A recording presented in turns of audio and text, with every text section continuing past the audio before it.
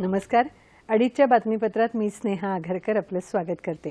69व्या स्वातंत्र्य दिनानिमित्त राज्यातील जनतेला मुंबई दूरदर्शनच्या वतीने हार्दिक शुभेच्छा. सुरुवातीला एक नजर ठळक बातम्यांवर. देशभरात कडेकोट सुरक्षा व्यवस्थेत देशाचा 69वा स्वातंत्र्य दिन साजरा. भ्रष्टाचार मुक्त भारताचं स्वप्न पूर्ण करण्यासाठी कटिबद्ध, पंतप्रधानांची नवी दिल्लीतल्या ध्वजारोहण कार्यक्रमात ग्वाही. स्टार्टअप इंडिया, स्टँडअप इंडिया या नव्या उपक्रमाची पंतप्रधानांकडून घोषणा. राज्यातल्या सर्व घटकांना सोबत घेऊन महाराष्ट्राचा सर्वांगीण विकास घडवण्यासाठी राज्य सरकार कटिबद्ध, मुख्यमंत्र्यांचं प्रतिपादन. स्वातंत्र्य दिनानिमित्त राज्यातही विविध ठिकाणी उत्साहात ध्वजवंदना.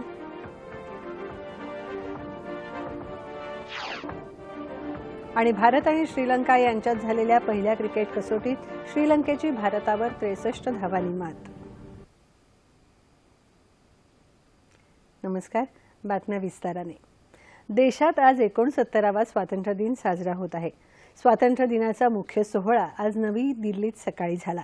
पंतप्रधान नरेंद्र मोदी यांच्या हस्ते लाल किल्ल्यावर ध्वजारोहण झालं. ध्वजारोहणानंतर पंतप्रधानांनी देशाला संबोधित केलं. भ्रष्टाचारमुक्त भारताचं स्वप्न पूर्ण करण्यासाठी कटिबद्ध असल्याची ग्वाही पंतप्रधान नरेंद्र मोदी यांनी यावेळी दिली. साधेपणा आणि एकता देशाची ताकद आहे. जनतेला टीम इंडिया असं संबोधून सन 2022 पर्यंत म्हणजे स्वातंत्र्याच्या 75व्या वर्धापन दिनापर्यंत देशातून भ्रष्टाचार पूर्णपणे उखडण्याचं आणि देशाला विकसित करण्याचं आवाहन पंतप्रधानांनी केलं. सरकारने उचललेल्या विविध पावलांमुळे भ्रष्टाचार दूर होत आहे असं ते म्हणाले. गेल्या 15 महिन्यात सरकारवर भ्रष्टाचाराचा एकही आरोप झालेला नाही असंही ते म्हणाले. काळा पैसा परत आणण्यासाठी सरकारने पावलं उचलली आहेत असं ते म्हणाले. इतना ही नहीं, अभी कुछ दिनों में जब ये समय दिया है कि आप अपना घोषित कर सकते हो, मैं आज कह सकता हूं करीब 6500 करोड़ रुपया अघोषित आए लोगों ने आकर के घोषित सामने से करना शुरू कर दिया. ये पैसा हिंदुस्तान की तिजोरी में आएगा, भारत के गरीब के काम आएगा. शेतकऱ्यांच्या सर्वांगीण कल्याणाची आवश्यकता व्यक्त करतानाच कृषी मंत्रालयाचं नाव कृषी आणि शेतकरी कल्याण मंत्रालय असं करण्यात येईल अशी घोषणाही पंतप्रधानांनी केली.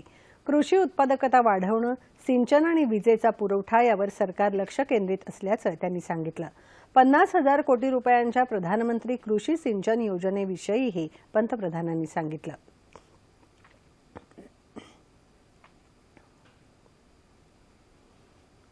स्टार्टअप इंडिया, स्टँडअप इंडिया उपक्रमाची घोषणाही पंतप्रधानांनी आपल्या भाषणात केली. देशातल्या प्रत्येक बँक शाखेने किमान एक दलित किंवा आदिवासी किंवा एका महिलेला उद्योग उभारणीसाठी प्रोत्साहन द्यावं असं आवाहन पंतप्रधानांनी केलं. कृषि मंत्रालय एवं किसान कल्याण मंत्रालय के रूप में जाना जाएगा और आने वाले दिनों में कृषि के लिए जैसे योजना बनेगी वैसे किसान कल्याण की भी योजना बनेगी. वन रँक वन पेन्शन या माजी सैनिकांच्या मागणीला सरकारने तत्वतः मान्यता दिली असल्याचं पंतप्रधान म्हणाले. देशातल्या 18,500 गावांना अजूनही वीज नाही. तिथे पुढल्या 1000 दिवसात वीज पोहोचवली जाईल असं पंतप्रधान म्हणाले. देशाच्या पूर्व भागाचा विकास होण्याची आवश्यकताही त्यांनी व्यक्त केली. तुलनात्मकदृष्ट्या कनिष्ठ स्तरांवरच्या पदांसाठी मुलाखतीच्या आवश्यकतेवर पंतप्रधानांनी प्रश्नचिन्ह उपस्थित केलं. ही पद्धत लवकरात लवकर बंद करून पारदर्शक पद्धतीने ऑनलाईन भरती प्रक्रिया राबवण्यात यावी असं पंतप्रधान म्हणाले. सरकारतर्फे सुरू करण्यात आलेल्या विविध योजनांच्या प्रगतीबद्दलही पंतप्रधानांनी सांगितलं. लहान मुलं ही स्वच्छ भारत मोहिमेतली सर्वात मोठी दूत ठरली आहेत असं पंतप्रधान म्हणाले. भाषणापूर्वी पंतप्रधानांनी सैन्य दलांकडून मानवंदना स्वीकारली. स्टार्टअप के लिए लोन दें, फाइनेंशियल मदद करें और एक साथ देश में 1.25 लाख मेरे दलित उद्योगकार पैदा हो, 1.25 लाख महिला उद्यमी उनके स्टार्टअप को प्रमोट करें, उनको मदद करें आर्थिक. आप देखिए, देखते ही देखते हिंदुस्तान के कोने कोने में स्टार्टअप का जाल बच जाएगा. पंतप्रधानांनी राजघाटावर राष्ट्रपिता महात्मा गांधी यांना आदरांजली वाहिली। देशाच्या स्वातंत्र्यासाठी हौतात्म्य स्वीकारलेल्यांना पंतप्रधानांनी आदरांजली वाहिली। राष्ट्रपती प्रणव मुखर्जी यांनी आज अमर ज्योती इथे शहीदांना आदरांजली वाहिली। संरक्षण मंत्री मनोहर पर्रीकर तसंच स्थलसेवा, हवाई दल आणि नौदल या लष्कराच्या तीनही दलांचे प्रमुख यावेळी उपस्थित होते।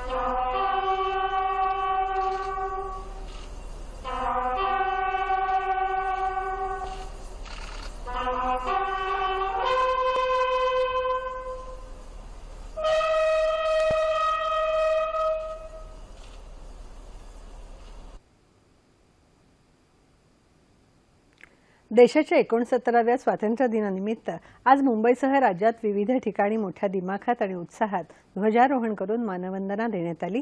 त्याबाबतचा हा दूरदर्शन वृत्तांत।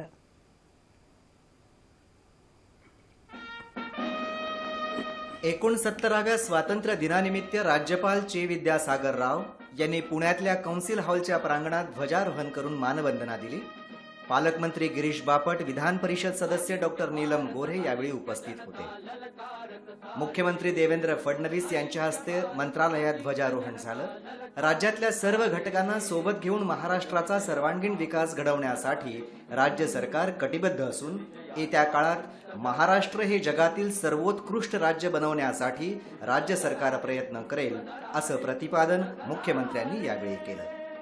नैसर्गिक आपत्तीमुळे संकटात सापडलेल्या राज्यातल्या शेतकऱ्याला सावरण्यासाठी 14 जिल्ह्यांमध्ये 60 लाख शेतकऱ्यांसाठी अन्न सुरक्षा योजना सुरू करण्यात असल्याचं त्यांनी यावेळी सांगितलं। यात मराठवाड्यातल्या सर्व 8 आणि विदर्भातल्या 6 जिल्ह्यांचा समावेश आहे। शेतकऱ्यांच्या कर्जावरचं पहिल्या वर्षीचं पूर्ण व्याज राज्य सरकारच्या वतीनं आपण त्या ठिकाणी भरण्याचा निर्णय घेतला आणि पुढच्या 4 वर्षातही अर्ध व्याज हे राज्य सरकारच्या वतीनं भरलं जाईल अशा प्रकारचा निर्णय आपण त्या ठिकाणी केला। एवढंच नाही तर शेतकऱ्याला सक्षम केलं पाहिजे। आपला शेतकरी हा कर्जमाफीच्या पलीकडे जाऊन कर्जमुक्तीकडे गेला पाहिजे। राज्याचे मुख्य सचिव स्वाधीन क्षत्रिय, राज्य निवडणूक आयुक्त JS सहारिया, मुख्य राजशिष्टाचार अधिकारी सुमित मलिक यावेळी उपस्थित होते। विधान भवनातही आज ध्वजारोहण सोहळा झाला। विधान परिषदेचे सभापती रामराजे नाईक निंबाळकर आणि विधानसभा अध्यक्ष हरिभाऊ बागडे यांच्या प्रमुख उपस्थितीत ध्वजारोहण करण्यात आलं। बृहन्मुंबई महानगरपालिकेच्या मुख्य कार्यालयाच्या प्रांगणात महापौर स्नेहल आंबेकर यांच्या हस्ते ध्वजारोहण करण्यात आलं। मुंबई उच्च न्यायालयात मुख्य न्यायमूर्ती मोहित शाह यांनी ध्वजारोहण केलं। यावेळी राज्याचे मुख्यमंत्री देवेंद्र फडणवीस, मुख्य सचिव स्वाधीन क्षत्रिय यांच्यासह उच्च न्यायालयाचे न्यायमूर्ती आणि वरिष्ठ अधिकारी उपस्थित होते। मुंबई दूरदर्शन केंद्राच्या प्रांगणातही केंद्राचे अतिरिक्त महासंचालक मुकेश शर्मा यांच्या हस्ते ध्वजारोहण करण्यात आलं. वृत्त विभागाचे संचालक सुदर्शन पंतोडे, दूरदर्शनचे वरिष्ठ अधिकारी आणि कर्मचारी यावेळी उपस्थित होते. राजनीतिक हमें आज़ादी मिली है, लेकिन सामाजिक और आर्थिक स्तर पे हम लोगों द्वारा, प्रसार भारती द्वारा जो कार्यक्रम जो है या समाचारों द्वारा लोगों तक इन बातों को पहुंचाना बहुत ज़रूरी है कि आज़ादी के मायने क्या है. परिवर्तन की इस प्रक्रिया में बहुत सारे पैमाने बदल रहे हैं, तो हमको भी जैसे शर्मा साहब ने कहा टेक्नोलॉजी के साथ में उसको आगे बढ़ना चाहिए. तो हमको जो हमारे पास जो संसाधन जो है उसी सीमित संसाधन के साथ में हमें अच्छी से अच्छी बातें लोगों तक पहुंचाना बहुत ज़रूरी है. राष्ट्रीय केमिकल्स अँड फर्टिलायझर्स लिमिटेड कंपनीतही त्यांच्या चेंबूर इथल्या क्रीडा संकुलनात ध्वजारोहण करण्यात आलं. आरसीएफचे अध्यक्ष RG राजन यांनी ध्वजारोहण केलं. पश्चिम आणि मध्य रेल्वेच्या मुख्य कार्यालयातही आज ध्वजारोहण करण्यात आलं. पश्चिम रेल्वेचे महाव्यवस्थापक GC अग्रवाल तर मध्य रेल्वेचे महाव्यवस्थापक सुनील कुमार सूद यांच्या हस्ते ध्वजारोहण करण्यात आलं. मुंबईतल्या भारतीय जनता पक्षाच्या महाराष्ट्र प्रदेश कार्यालयाच्या प्रांगणात प्रदेशाध्यक्ष रावसाहेब दानवे पाटील यांच्या हस्ते ध्वजारोहण करण्यात आलं.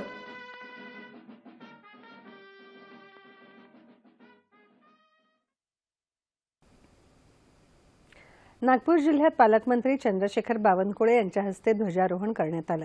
जिल्ह्यात पूर आणि अतिवृष्टीमुळे झालेल्या नुकसानीची भरपाई शासनातर्फे तातडीने करण्यात येईल अशी घोषणा बावनकुळे यांनी यावेळी केली. तसंच पोलीस अधिकाऱ्यांचा सत्कारही बावनकुळे यांच्या हस्ते करण्यात आला.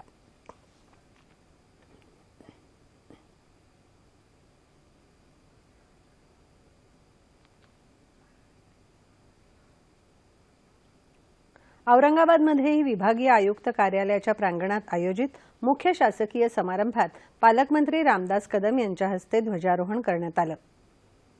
नाशिक जिल्ह्यातही पालकमंत्री गिरीश महाजन यांच्या हस्ते विभागीय आयुक्त कार्यालय परिसरात ध्वजारोहण करण्यात आलं. शेतीला शाश्वत सिंचन उपलब्ध व्हावं यासाठी राज्यात 1 लाख विहिरी आणि 50,000 शेततळी निर्माण करण्याचा कार्यक्रम आजपासून सुरू करण्यात येत असल्याची माहिती महाजन यांनी यावेळी दिली. ठाणे जिल्ह्यातही जिल्हाधिकारी कार्यालयात पालकमंत्री एकनाथ शिंदे यांच्या हस्ते ध्वजारोहण करण्यात आलं. पाणी, वीज आणि चांगल्या रस्त्यांना डोळ्यासमोर ठेवून संपूर्ण राज्यात ठाणे जिल्ह्याला प्रथम क्रमांकावर नेण्याची ग्वाही शिंदे यांनी यावेळी दिली.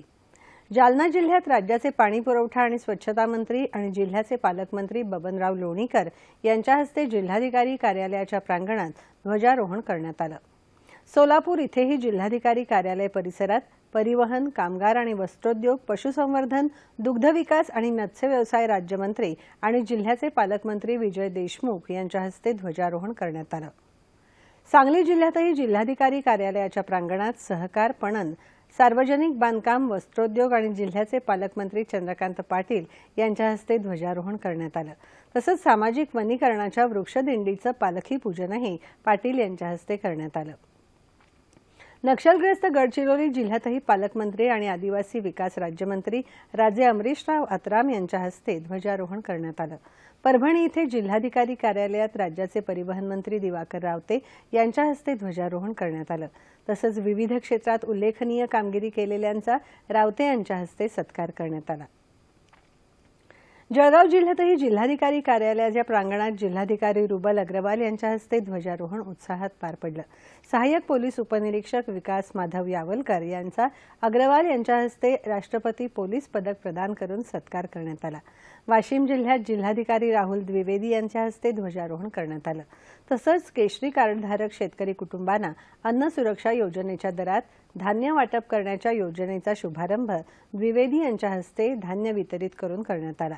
उस्मानाबाद जिल्ह्यात जिल्हाधिकारी डॉक्टर प्रशांत नारनवरे यांच्या हस्ते ध्वजारोहण करण्यात आलं. यावेळी विविध क्षेत्रात उल्लेखनीय कामगिरी केलेल्या गुणवंतांचा नारनवरे यांच्या हस्ते सत्कार करण्यात आला. लातूर जिल्ह्यातही पालकमंत्री पंकजा मुंडे यांच्या हस्ते ध्वजारोहण करण्यात आलं. राज्याची दुष्काळी परिस्थिती पाहता जनतेने येणारा गणेशोत्सव एक गाव एक गणपती असा साजरा करून खर्चाची बचत करावी आणि तो पैसा दुष्काळ निवारण समितीला देण्याचं आवाहन पंकजा मुंडे यांनी यावेळी केलं.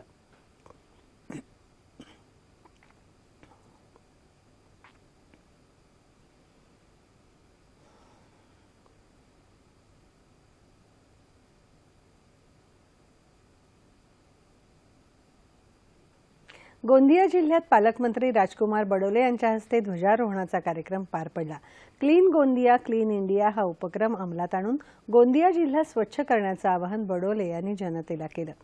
हिंगोली जिल्ह्यातही पालकमंत्री दिलीप कांबळे यांच्या हस्ते जिल्हाधिकारी कार्यालयाच्या प्रांगणात ध्वजारोहण करण्यात आलं।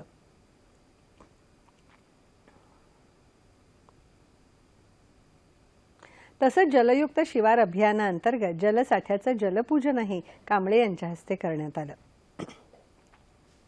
देशाच्या संरक्षणासाठी आपलं योगदान देणाऱ्या 67 वीरांना शौर्य पुरस्कार जाहीर झाले आहेत।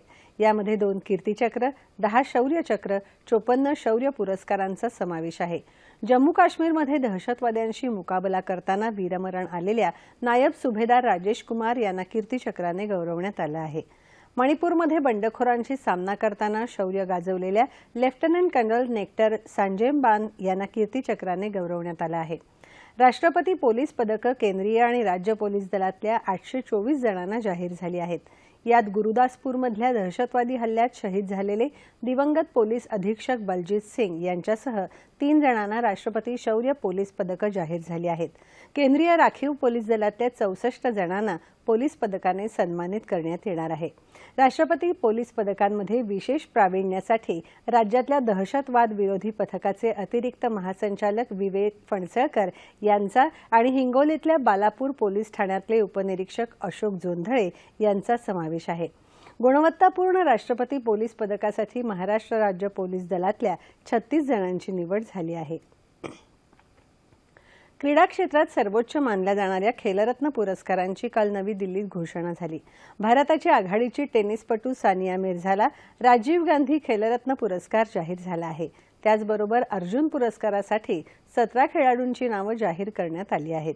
यात मुंबईचा क्रिकेटपटू रोहित शर्मा आणि कबड्डीपटू अभिलाषा म्हात्रे यांचा समावेश आहे। नेमबाज जितू राय, हॉकीपटू PR श्रीजेश, जिम्नॅस्टपटू दीपा करमरकर, मुष्टियोद्धा मनदीप जंगरा यांचा यात समावेश आहे। 29 ऑगस्ट या राष्ट्रीय क्रीडा दिनाच्या दिवशी राष्ट्रपती प्रणव मुखर्जी यांच्या हस्ते या पुरस्कारांचं वितरण होणार आहे।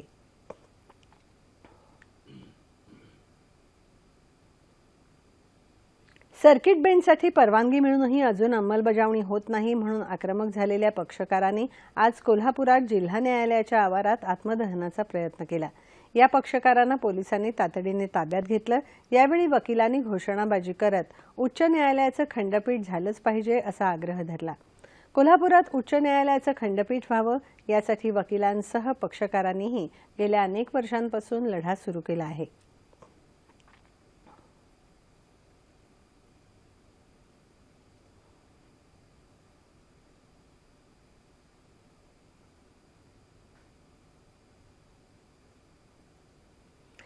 मुंबईतील गिरणी कामगारांप्रमाणे सोलापुरातील गिरणी कामगारांना मिलच्या जागेवर मोफत घरं मिळावीत, कामगारांना थकीत रक्कम मिळावी आणि कामगारांना आरोग्य विमा संरक्षण मिळावं या मागण्यांसाठी सोलापूर बंद गिरणी कामगार संघाच्या वतीने जिल्हाधिकारी कार्यालयासमोर आजपासून आमरण उपोषण सुरुवात केली आहे। शहरात आणि जिल्ह्यात 10 मोठ्या सूत आणि कापड गिरण्या होत्या। या गिरण्यांमधून लाखो कामगार काम करत होते। कालांतराने एक गिरणी बंद झाली, त्यामुळे तिथला कामगार देशोधडीला लागला आहे। आमच्या मागण्या मान्य होईपर्यंत आमरण उपोषण सुरू राहील अशी माहिती संघटनेचे सचिव शिवानंद बसवंती यांनी दिली। माहिती आणि प्रसारण मंत्रालयाच्या प्रकाशन विभागाच्या वतीने नवी मुंबईत पुस्तक प्रदर्शन भरवण्यात आलं आहे। केंद्रीय औद्योगिक सुरक्षा दलाचे उपमहानिरीक्षक संजय प्रकाश यांच्या हस्ते या प्रदर्शनाचं काल उद्घाटन झालं। प्रकाशन विभागाच्या वतीने प्रकाशित करण्यात आलेल्या गीत रामायण, सरदार वल्लभभाई पटेल यांचं जीवनचरित्र, डॉक्टर अब्दुल कलाम यांच्या भाषणांचा संग्रह, गीत गोविंद या महत्त्वपूर्ण पुस्तकांचा यात समावेश आहे। भारताच्या आजवरच्या सर्व आजी माजी पंतप्रधान आणि राष्ट्रपतींच्या भाषणांचा संग्रहही यात आहे। 19 ऑगस्टपर्यंत सुरू असणाऱ्या या प्रदर्शनात पुस्तकप्रेमींना 10% सवलतीत पुस्तकं उपलब्ध होणार आहेत।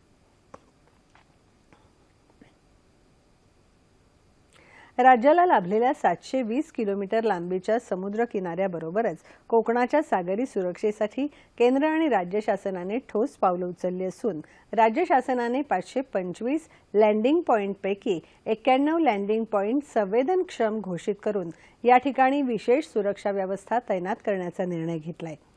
येथे स्थानिक पातळीवर काम करणारे सुरक्षा रक्षक तैनात करण्यात येणार असून 302 सुरक्षा रक्षकांची नेमणूक करण्यास सुरुवातही झाली। त्यासाठी आर्थिक तरतूदही करण्यात आली। याबरोबरच सागरी पोलीस ठाण्यांमध्ये वाढही करण्यात आली आहे।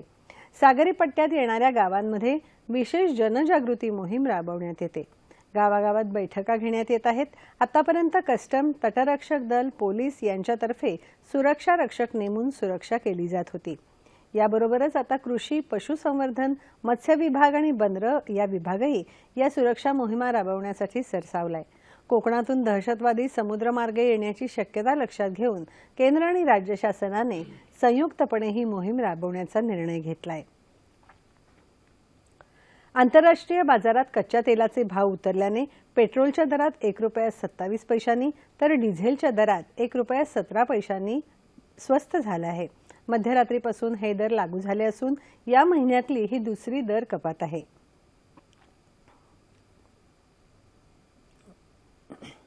दुष्काळ आणि नापिकीला कंटाळून आत्महत्या केलेल्या बीडमधल्या खापरटोन इथल्या शेतकऱ्याच्या कुटुंबियांची बीडच्या पालकमंत्री पंकजा मुंडे यांनी काल भेट घेतली। या शेतकऱ्याच्या कुटुंबियांना तातडीने शासकीय मदत देण्याचे आदेश त्यांनी तहसीलदारांना दिले। सरकार शेतकऱ्यांच्या पाठीशी खंबीरपणे उभं असून आत्महत्या रोखण्यासाठी विविध उपाय अंमलात आणत आहोत असं सांगत शेतकऱ्यांना संकटात मदतीचा हात देण्याचा सरकारचा नेहमीच प्रयत्न राहील असं त्या म्हणाल्या। आत्महत्या करणं हा उपाय नसून त्यातून मार्ग शोधला पाहिजे असा सल्लाही त्यांनी शेतकऱ्यांना दिला। बीड जिल्हा सध्या दुष्काळाने होरपळत आहे। छोटे मोठे प्रकल्प अनेक वर्षांपासून कोरडे आहेत। अशा परिस्थितीत पाणी आणायचं कुठून हा प्रश्न असताना मोठ्या गावांना तलावात खोदलेल्या बुडीत क्षेत्राच्या विहिरींनी साथ दिली आहे। जिल्ह्यातल्या कडा गावाजवळच देवीनीम गावाचा तलाव आहे। तलावातलं पाणी संपल्यानंतर प्रशासनाने तलावाच्या बुडीत क्षेत्रात विहीर खोदली।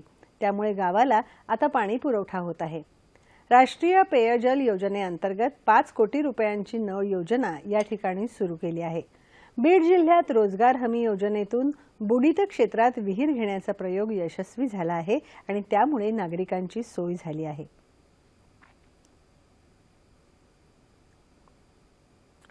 विदर्भापेक्षाही मराठवाड्यातल्या दुष्काळाची परिस्थिती अत्यंत गंभीर आहे। तसंच शेतकऱ्यांसाठी शासनाने ज्या उपाययोजना केल्या आहेत त्या शेतकऱ्यांपर्यंत पोहोचल्या पाहिजेत अशी सूचना करून शेतकऱ्यांच्या आरोग्याचा खर्चही शासनानेच करावा अशी मागणी विदर्भ जन आंदोलन समितीचे नेते किशोर तिवारी यांनी काल लातूरात केली। दिवंगत माजी मुख्यमंत्री विलासराव देशमुख यांच्या 3ऱ्या स्मृतिदिनानिमित्त शेतकरी आत्महत्या, समस्या आणि उपाय या विषयावर व्याख्यान देताना ते बोलत होते। शेतकऱ्यांच्या उत्पन्नात वाढ व्हावी, शेतकऱ्यांची पत वाढवावी यासाठी आपण सरकार विरोधात रस्त्यावर उतरण्यासही तयार असल्याचं त्यांनी यावेळी सांगितलं।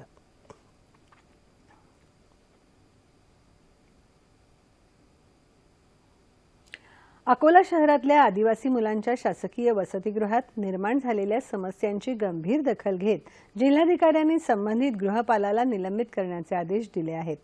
कृषीनगर परिसरातल्या शासकीय वसतिगृहातील छताला गळती लागल्याने तिथे शॉक सर्किटचं प्रमाण वाढलं होतं। सर्वच खोल्या गळत असल्याने शैक्षणिक साहित्यही भिजलं होतं। पिण्याच्या पाण्यात क्षारयुक्त पाणी मिसळल्यामुळे विद्यार्थ्यांचं आरोग्यही धोक्यात आलं होतं। वसतिगृहाचं प्रशासन या समस्यांबाबत गंभीर नसल्याचा आरोप करत विद्यार्थ्यांनी अन्नत्याग करून कोंडून घेतलं होतं। याची दखल घेऊन गृहपालाला निलंबित करण्याचे आदेश आदिवासी प्रकल्प अधिकाऱ्यांना देण्यात आले। तसंच विभागामार्फत आता वसतिगृहाची साफसफाई करण्याचं कामही सुरू झालं आहे।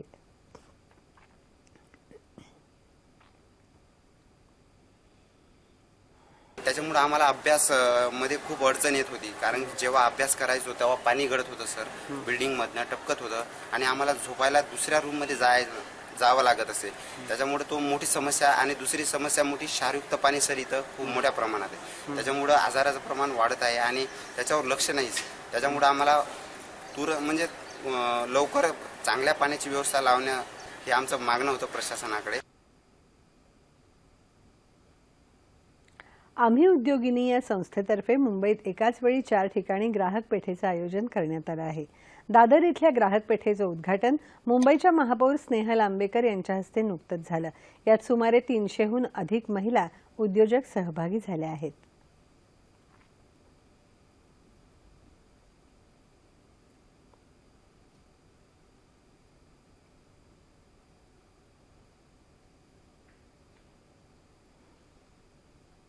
मुंबईतील विलेपार्ले इथे प्रबोधनकार ठाकरे क्रीडा संकुलातर्फे 2014-15च्या कालावधीत आंतरराष्ट्रीय, राष्ट्रीय, राज्य आणि जिल्हास्तरीय स्तरावर ज्या गुणवंत खेळाडूंनी सुवर्ण, रौप्य, कांस्य पदकं मिळवली त्या सर्व खेळाडूंचा महाराष्ट्र टाइम्सचे क्रीडा प्रमुख महेश विचारे, ज्येष्ठ वकील अरविंद पाटणकर, पार्ले पोलीस स्थानकाच्या रक्षा महाराव यांच्या हस्ते सत्कार करण्यात आला.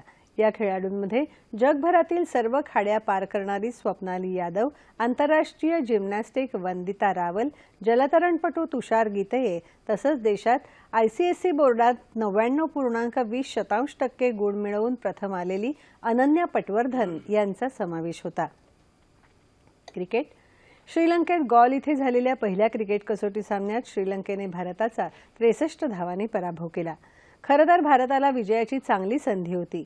काल तिसऱ्या दिवसाचा खेळ संपला तेव्हा भारताला विजयासाठी फक्त 176 धावांची आवश्यकता होती. मात्र कालच्या 1-23 धावसंख्येवरून आज चौथ्या दिवसाच्या खेळाची सुरुवात करताना भारताची फलंदाजी श्रीलंकेच्या माऱ्यापुढे अजिबातच टिकाव धरू शकली नाही. भारताचा खेळ 112 धावातच आटपला. दुसऱ्या डावात श्रीलंकेच्या रंगणा हेरतनं भारताचे 7 गडी बाद केले. दुसऱ्या डावात 162 धावांची तगडी खेळी करणाऱ्या श्रीलंकेच्या चेंडमलला सामनावीर पुरस्काराने गौरवण्यात आलं. 3 सामन्यांच्या मालिकेत या विजयामुळे श्रीलंकेने भारतावर 1-0 आघाडी घेतली आहे. हवामान. येत्या 24 तासात कोकणात बऱ्याच ठिकाणी, विदर्भात काही ठिकाणी तर मध्य महाराष्ट्रासह मराठवाड्यात तुरळक ठिकाणी पाऊस पडण्याची शक्यता हवामानशास्त्र विभागाने वर्तवली आहे. ठळक बातम्या पुन्हा एकदा. देशभरात कडेकोट सुरक्षा व्यवस्थेत देशाचा 69वा स्वातंत्र्य दिन साजरा. भ्रष्टाचारमुक्त भारताचं स्वप्न पूर्ण करण्यासाठी कटिबद्ध, पंतप्रधानांची नवी दिल्लीतल्या ध्वजारोहण कार्यक्रमात ग्वाही. Startup India, stand up India या नव्या उपक्रमाची पंतप्रधानांकडून घोषणा. राज्यातल्या सर्व घटकांना सोबत घेऊन महाराष्ट्राचा सर्वांगीण विकास घडवण्यासाठी राज्य सरकार कटिबद्ध, मुख्यमंत्र्यांचं प्रतिपादन. स्वातंत्र्य दिनानिमित्त राज्यातही विविध ठिकाणी उत्साहात ध्वजवंदना.